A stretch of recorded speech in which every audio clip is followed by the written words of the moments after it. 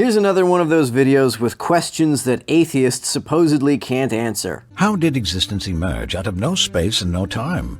It didn't. That's actually something that theists often believe. Theists who believe in creation ex nihilo believe that a god made the universe out of no space and no time. How is that possible? How does that make any sense? It seems more scientifically likely that the earliest moments in the universe's existence were a temporal edge rather than an emergence or creation event. The universe probably didn't come into existence at the Big Bang any more than a yardstick comes into existence at its first inch. How can an atheist assume that his atheism is valid when the moment of the start of existence is a stark proof on the creativity of the Creator and his ability to originate existence? Because the idea of a creator creating something out of nothing seems nonsensical to me. B. How did no life transform into life? Chemically. How did matter mutate from lifelessness into living cell? Through the evolution and mutation of precellular self-replicating molecules. With all our techniques and advancements, we cannot, till this very moment, originate the simplest form of life. So how can we explain the origination of life in the dead matter?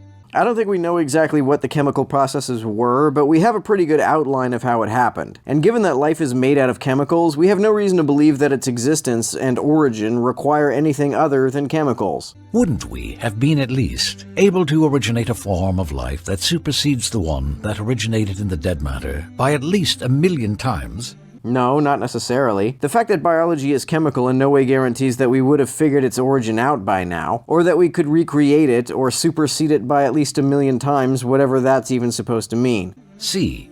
How can the atheist argue against the annihilation of all mankind? Is there someone arguing for it? I doubt there's anyone arguing for it who has the ability to actually carry it out. And if there were, I don't think our reaction would be or should be to try to reason with them about the value of human existence. I doubt such a person would be worth reasoning with. How can a theist argue against the annihilation of all of humanity? Would the argument be because humanity's creator is opposed to it? Why should that matter? Why would that convince anyone to not annihilate humanity if they were inclined to do so? What is the rational, substantial, and scientific evidence an atheist can present to prove that annihilation of all mankind is a mistake? There is none. As David Hume says, it is not contrary to reason to prefer the destruction of the whole world to the scratching of my finger. Whether something is moral or immoral, good or bad, is not something that logic or reason decides. This, by the way, is true whether there is a God or not. Even if a God exists, there is no logical or scientific proof that that God ought to be obeyed. The material world knows no right and wrong,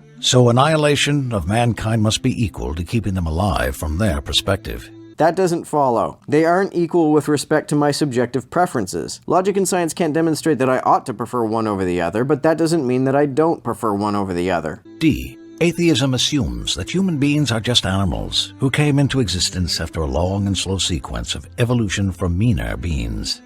So what if a higher being came into existence?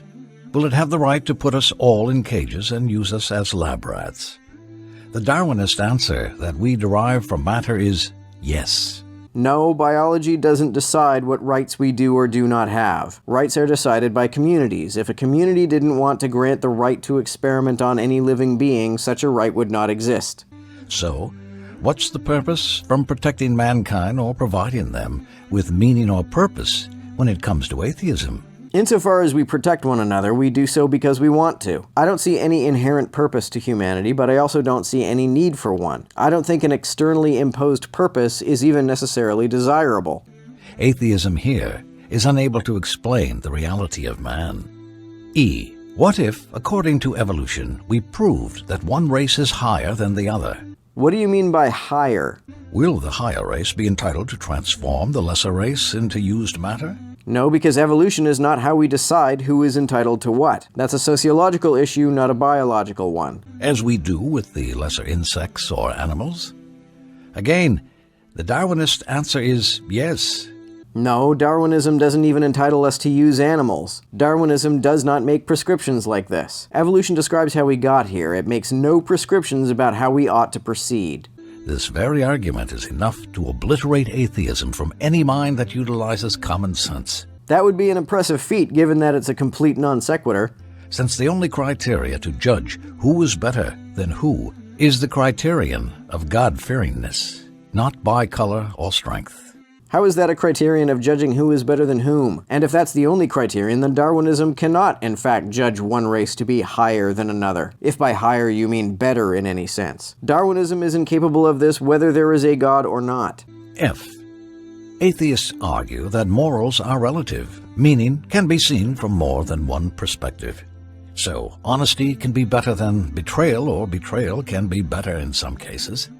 Yet, when confronted with their own trials, they claim outright that morality is objective and that things like honesty or betrayal are absolute. I don't think I've ever seen anyone apply this double standard. Because if morals are relative, then immorality makes no sense, since we will never be able to set a line between morality and immorality. On the contrary, a relativist not only believes that you can set a line, they believe that every culture can set its own line. This is definitely a clear contradiction, because if morality was objective and absolute, then this law of morality must have had a lawgiver. That's a contradiction. To say that morality is objective and absolute is to say that it is not contingent upon any lawgiver. The will of Allah and divine accountability. If morality was relative, then no atheist must complain from immorality or even comprehend its concept.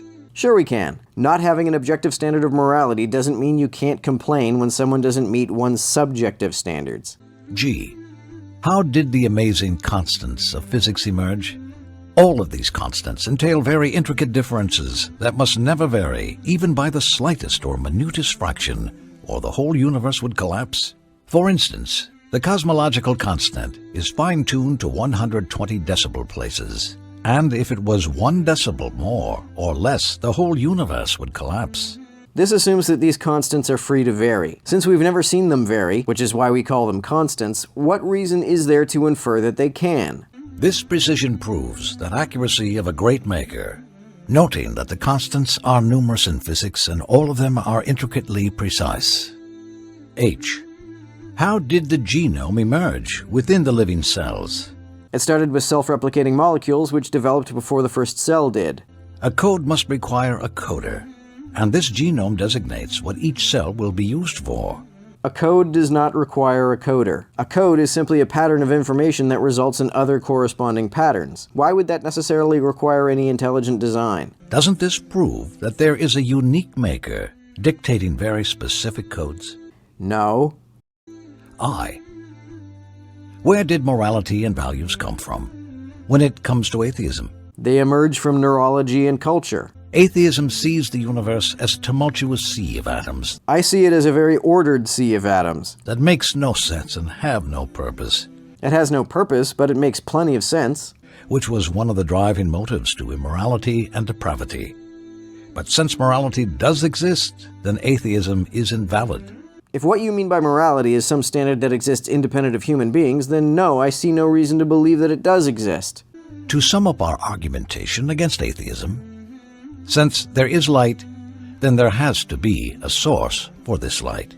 Since there is shade, then there has to be a body causing the shade.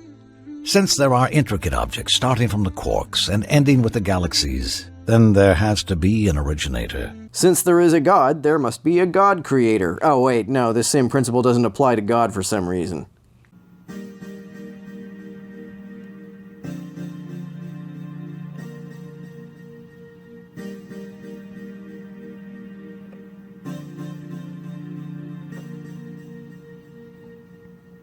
To everyone who helps me out on Patreon, you're a big help. Thanks so much. Also, I made this cartoon. If you want it on a t-shirt, you can get it in my Society 6 store. I'll put a link in the description.